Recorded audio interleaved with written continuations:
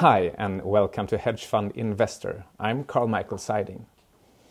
So how do you begin your investing career? How do you kickstart your career? Well, to start with, you will make a lot of mistakes in the beginning. So try to avoid using too much money in the beginning. I mean, you will definitely underperform the index. Even the professionals underperform the index. Of course, because the professionals are the markets in total. Half of all investors, or half of all the money, will underperform the index. That's not really because they are stupid or anything. That is because they are trying to be the market. They are index huggers. So they stay very, very close to index weights in order to not show too big of a mistake, because that is the mistakes that gets you fired, whereas just being as bad as everybody else, that's okay as a professional investor. So you will underperform the market if you try to beat the market. If you try to beat the market at its own game by hugging it very closely and just making small, minute changes. So that doesn't work. But what you can do in order to try to get from the 8% mediocre real returns to the 15% gold standard real return that creates these huge nest eggs and actually make you a rich retiree. What you can do is you can be different in a number of respects. So for example, you can be long-term rather than short-term, because you don't have any investors expecting a monthly report or a monthly return. That means that you can take much longer term bets on things that are really, really cheap. And the thing with cheap stocks is that they get there because somebody misunderstands them. And getting to cheap means that this misunderstanding can continue, so it becomes even cheaper. The professionals, they can't afford staying in a losing stock for too long, even if they are convinced that the company is good and the stock is cheap long term. They simply don't have the time to wait it out because their clients are fickle and will take out their money. So for one thing is that you can be patient and long term and really going after the deep value investments. So that is one thing you can do. But in order to do that, you have to really understand investing, of course. So going deep value, going long term, and having patience in these types of investments, that is for the higher level investor. Although we're still talking about a private investor. You can also pretty easily avoid the absolute worst downturns, and you can also lever up on upturns. This sounds more difficult than it is. What it is about is buying the cycle dip and selling the cycle rip. So focus on the cycle word here. I'm not talking about trading rips and dips. I'm not talking about day trading. Quite the opposite. Again, you're supposed to be long-term, not short-term.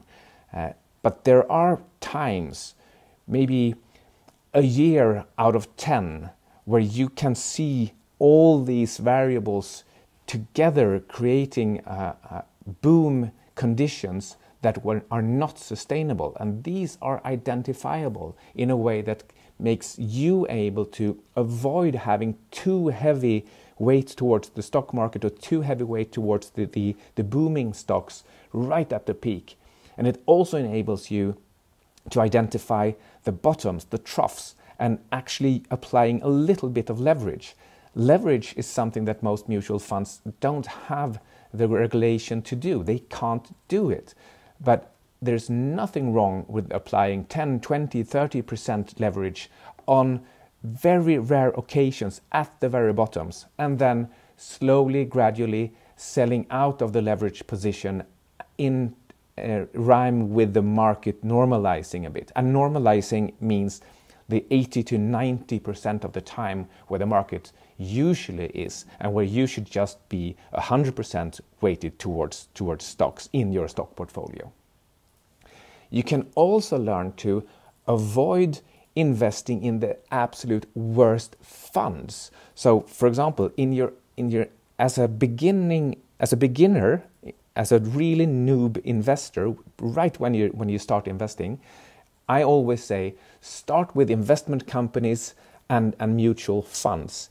You are not supposed to be a stock picker or a professional analyst or a professional investor trying to beat the market. What you are trying to do as an investor is simply make sure you at least get the mediocre return. Just be the average, get the average. That is what you're aiming for in the beginning.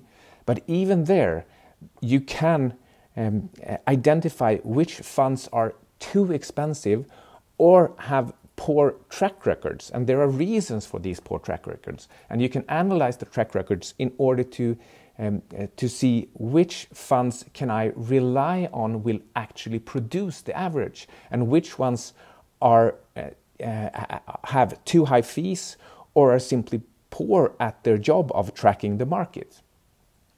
Then after this, we're starting to talk a little bit more about being a stock picker.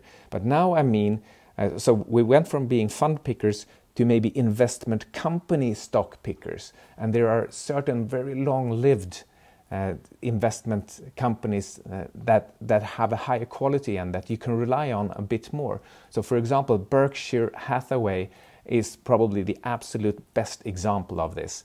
And I also love, not the least, that they absolutely do not always be 100% invested. Right now, for example, recording this in March 2025, Berkshire Hathaway has its largest cash stockpile they have ever had. It's more than $300 billion out of a total portfolio of some $600-700 billion in Berkshire Hathaway. So they have a huge amount of cash just sitting idle because they noticed that there is something wrong with the market, that they have trouble finding really interesting stuff to buy. And by owning Berkshire, you also own these extremely competent managers, and they are good at market timing and stock picking, and you get that for free. Finally, the final step is becoming a real stock picker yourself. But that's really the investing course area. It's not for school. So some of the things that you can avoid, or some of the things that you should do in order to get from the 8% return to the 15% return. So one is avoiding common, stupid, simple mistakes. Another is, of course, not to gamble, not take anything that isn't a good risk-reward bet. You can apply clever portfolio management, like when to rebalance, how to apply which weights to which parts of your portfolio. These are pretty simple things to do, but most people don't do them. And every little thing you do to optimize gets you closer to that 15% annual return target. And probably the least appreciated advice, the least appreciated method in order to get to better returns is just avoiding the absolute worst loser. So just by avoiding the number 30 losing stock in an index of 30 stocks, that creates a significantly higher total return for your portfolio compared to that index, in particular over long periods of time.